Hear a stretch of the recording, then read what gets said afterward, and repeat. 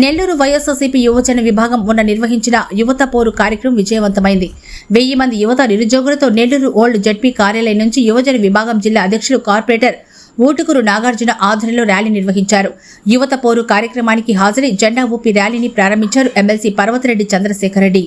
యువత పోరు కార్యక్రమంలో భాగంగా కలెక్టరేట్ వరకు చంద్రబాబు యువతకు చేసిన అన్యాయాలను ఎండగడుతూ ఉత్సాహంగా కలెక్టరేట్ వరకు సాగారు ఈ ర్యాలీ.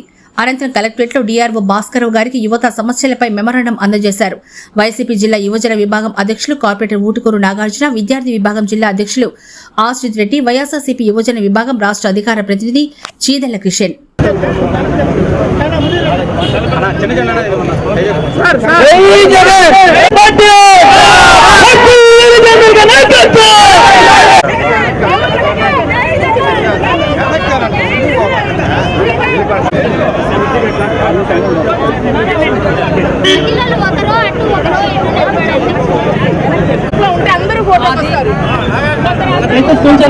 దయచేసి వాళ్ళు లేడీస్ వెళ్ళిపోతారు.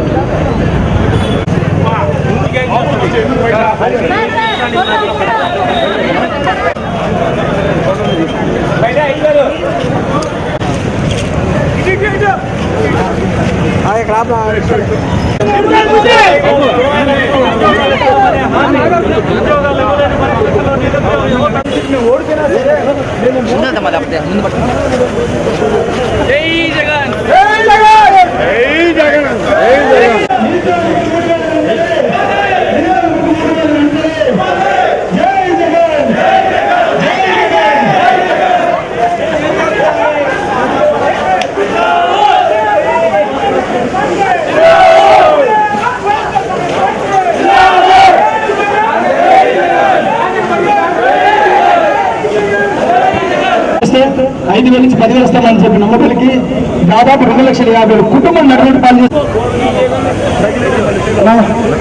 దాదాపు సంవత్సరం నడిచిపోయింది కూటమి ప్రభుత్వం అధికారంలోకి వచ్చి.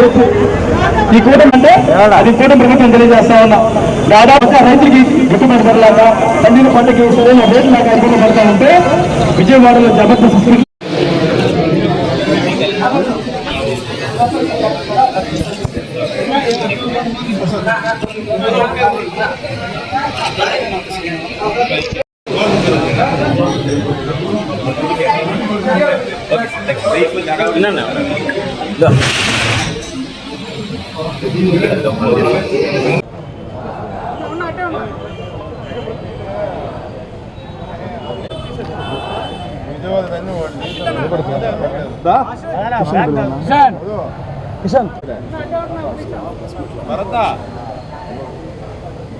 ఈరోజు మా అధినాయకుడు శ్రీ వైఎస్ జగన్మోహన్ రెడ్డి గారి పిలుపు మేరకు రాష్ట్ర యువజన విభాగం అధ్యక్షులు జక్కంపూడి రాజా గారు మరియు రాష్ట్ర యువజన విభాగం వర్కింగ్ ప్రెసిడెంట్ శ్రీ బైరెడ్డి సిద్ధార్థ రెడ్డి గారు ఆదేశాలతో నెల్లూరు జిల్లాలోని నెల్లూరు కాన్స్టిట్యూన్సీకి సంబంధించిన సమన్వయకర్తలు, జిల్లా అధ్యక్షుడు శ్రీ కాకాని గోవర్ధన్ రెడ్డి గారి సూచనల మేరకు మరి ముఖ్యంగా మా నాయకుడు నెల్లూరు నగర YSR Congress party in-charge MLC Shri Parvathareddy Chandrasekhar Reddy గారి పూర్తి సహాయ సహకారాలతో ఈరోజు యువత పోరు అనే కార్యక్రమాన్ని జిల్లాలో ఉన్న యావత్ యువత అందరితో కలిసి విజయవంతం చేయడం జరిగింది. ఈరోజు ఒక్క పిలుపుతో ప్రతి చోట కూడా ప్రతి జిల్లాలో ఉన్న ప్రతి నలుమూల ప్రాంతం నుంచి కూడా ప్రతి ఒక్క యువకులు కూడా తరలి రావడం జరిగింది. అంత వేల మంది యువకులు భారీ ఎత్తున తరలి వస్తున్నారంటేనే ప్రభుత్వం పట్ల ఎంత వ్యతిరేకత ఉందో, జగన్మోహన్ రెడ్డి గారి మీద ఎంత నమ్మకాన్ని కూడగట్టుకున్నది ఈ విషయాన్ని బట్టి మీకు తెలియజేస్తా ఉన్నా. ఒకటే చేస్తా ఉన్నా, ఈ సంవత్సర కాలం గడిచింది కూటమి ప్రభుత్వ అధికారంలోకి వచ్చి.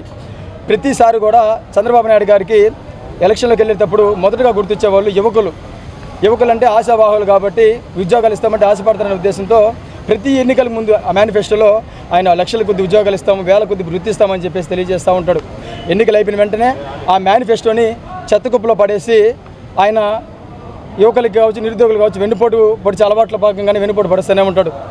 అందులో భాగంగానే ఈ సంవత్సర కాలంలో 5 లక్షల ఉద్యోగాలు ఇస్తానని చెప్పిన చంద్రబాబు నాయుడు గారు ఒక్క ఉద్యోగం ఇవ్వకపోగా ప్రతి ఒక్క నిరుద్యోగ వృత్తి కింద ఒక మనిషికి 3,000 రూపాయలు ఇస్తానని చెప్పి ఏ ఒక్క నిరుద్యోగికి కూడా నిరుద్యోగ వృత్తి ఇవ్వకుండా ఒక్కొక్క నిరుద్యోగికి 36,000 రూపాయలు భాగ్యపడ్డ ఘనత చంద్రబాబు నాయుడు గారిని తెలియజేస్తా ఉన్నా. ఈ సంవత్సర కాలంలో మొన్నటి రోజున మా అధినాయకుడు ఆదేశాల మేరకు ఒక పుస్తకాన్ని ఆవిష్కరించడం జరిగింది.